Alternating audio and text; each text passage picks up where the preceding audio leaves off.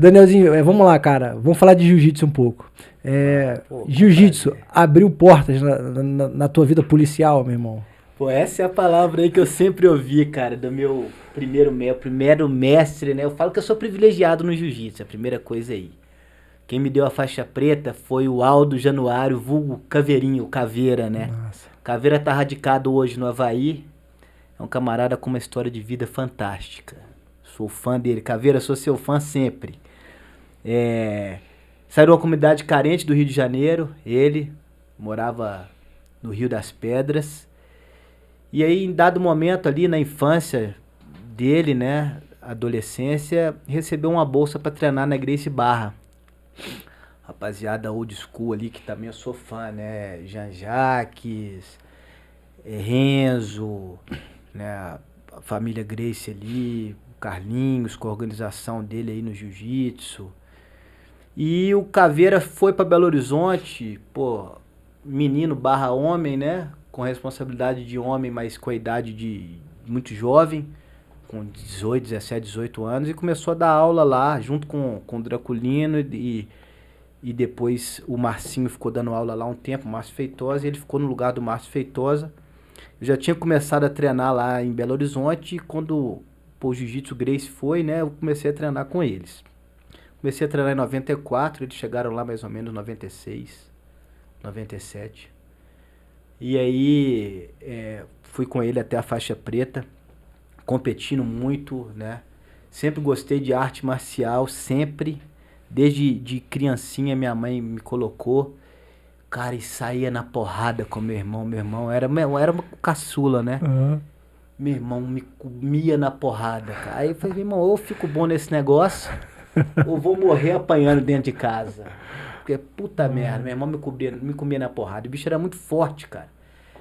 Pô, bicho, e a porrada cantava mesmo. Falei, não, mas chegou um ponto que, não, tem que ficar bom nesse negócio. Então fiz muita luta em pé quando eu era moleque, muito, desde de 6 anos de idade, fazendo muito karatê. Naquela época, ali na começo da década de 80, era Bruce Lee. Karate Kid também, né? Então, assim, tinha um karatê muito bom em Belo Horizonte, porque acho que foi uma das origens do karatê no Brasil, salvo engano.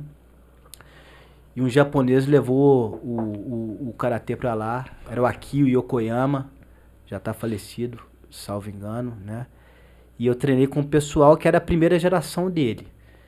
E tinha a antiga Terrin Dojo, que era a matriz, e a gente treinava ali numa filial com o Marco Antônio, com o Vail, com o Vaguinho, o pessoal velha guarda do karatê. Então, assim, e luta em pé, a gente fala que quando a gente começa muito novo, e tudo que a gente começa muito novo, com a cognição muito aberta ali, né? Aquilo fica tranquilo pra gente, né? Então aquilo ficou incorporado em mim. E não tinha só o comitê de ponto. E a dificuldade que eu sinto hoje, porque eu não tive essa luta em pé desde cedo. Foi querer treinar velho já, né? E aí a gente treinava tanto o comitê de ponto, que era a parte do karatê que era voltada para pontuação, para competição, que era o Shiai Comitê, quanto o comitê mais marcial, que não tinha ponto. Uma vez por semana, era um sparring mais severo assim, que era o Gil Comitê. Era porrada, irmão. Porrada, luvinha pequenininha. Só, na verdade, você tá mais protegendo a mão do que a cara do maluco. A cara, né? Apesar do jeito que o karatê ensina, né? A gente não empurra o golpe, a gente bate e tira, né? Mas, pô, tá batendo. Então aquilo, fiz minha adolescência toda, campeonatos aí de kickboxing, ia pro boxe também, treinava com a rapaziada do boxe, saía na porrada. Só fazer um destaque aqui, talvez a galera mais nova não entenda muito isso, mas a galera do karatê das antigas era a porradaria casca grossa, cara. Muito casca grossa, né? Talvez hoje não esteja tão na moda o karatê e tal, com MMA, era a luta que tinha na época aí, né? E talvez no Rio ele depois, a luta livre e o jiu-jitsu em si, né? Os karatecas eram sinistros, bro. Saía na porrada mesmo, né? E aquilo ficou comigo ali, cara. Eu continuei treinando e sempre gostei dessa parte. Aí eu passei pra Federal em Minas, e lá você passava pro primeiro ou pro segundo semestre. O primeiro curso que eu fiz, tentei e fiz, foi Educação Física na Federal de Minas. Passei. passei com 17 anos, só que eu passei pro segundo semestre. Perfeito. Foi aí que eu comecei a treinar o jiu-jitsu. Falei, não, eu quero ficar completo, irmão. Né?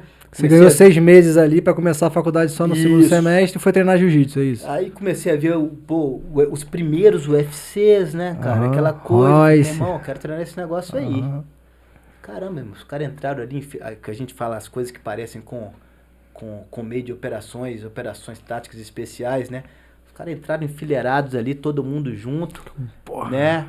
Disciplina marcial, não olha pro lado, fecha a porta, a grade, sai na porrada. Exato.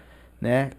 E, claro, tem fatores históricos ali importantes que não vem o caso detalhar, mas aquilo, cara, me fez treinar o jiu-jitsu também, apaixonei, né?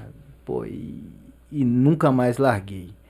E aí, pô, eu procurava ficar completo, né?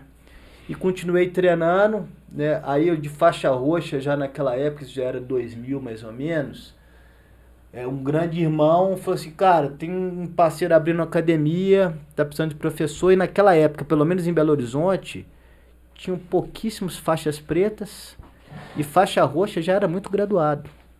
Naquela época até no Rio também, muitos faixas roxas já davam aula e tal. E por que eu lembro disso aí? Porque quando a Carson foi para Belo Horizonte, a primeira leva da Carson que foi para Belo Horizonte foi o Bebel, acho que o Libório ficou um tempo pequeno lá, se é que ficou, mas o Bebel eu lembro. E quem ajudava o Bebel era o Rui Menezes. O Rui Menezes era faixa azul. Sim. Né? Então, assim, isso foi em 96, 97 mais ou menos. 96. Eles chegaram logo depois do Draculino, que foi o primeiro camarada do Rio que foi pra lá. Que criou uma legião de cascas grossas também. Draculino é um ótimo professor. E aí, tem vários irmãos lá da Gracie Barra, Belo Horizonte, e alguns pra vida inteira aí também. E aí, nesse contexto, eu comecei a dar aula também. Comecei a gostar muito da coisa, né? E dessa época eu já tinha saído da Federal e tinha ido estudar Direito. E me amarrava em dar aula também. Foi até o que me ajudou muito a perder essa inibição de falar em público, né? De estar à frente de determinada coisa, guiando alguma coisa. A disciplina de estar ali todo dia também, porque a partir do momento que você tem uma prestação de serviço contratada, você cria essa responsabilidade. Comecei a dar aula, cara, e graças a Deus, né? Ao meu bom Deus, pô, pessoas habilidosas começaram a me procurar para treinar comigo, né? Dentre elas o Rafael dos Anjos treinou comigo, né? Ele foi do Rio para Belo Horizonte, né? Começou a treinar comigo, um grande irmão que eu tenho hoje. Há mais tempo fui para casa dele, fiquei lá na Califórnia com ele, já voltou para o Rio, né? Vários outros que estão radicados nos Estados Unidos dando aula e se dando bem começaram comigo também. Então, pô, rapaziada, cara, você tá profissional, tá se dando bem. Foi a primeira filial do Caveira, né? Hoje o Caveirinha tem filial no mundo inteiro. E foi também, fazendo o link, o que abriu as portas para mim, eu acredito, dentro da polícia, como uma das habilidades que eu tinha. Naquela época em que não havia necessidade de curso. Eram provas, né? Currículo. Então, e tanto que logo depois a gente começou a dar aula na divisão de operações especiais a pedido do Dr. Marcelo. Um grande irmão que veio de Belo Horizonte comigo, né? Que hoje é o diretor do departamento, que é o Dr. Guilherme. Ele é faixa preta também do Draculino. Mesma origem, né? E essa irmandade da luta reflete muito nesses aspectos de espírito de corpo das operações especiais.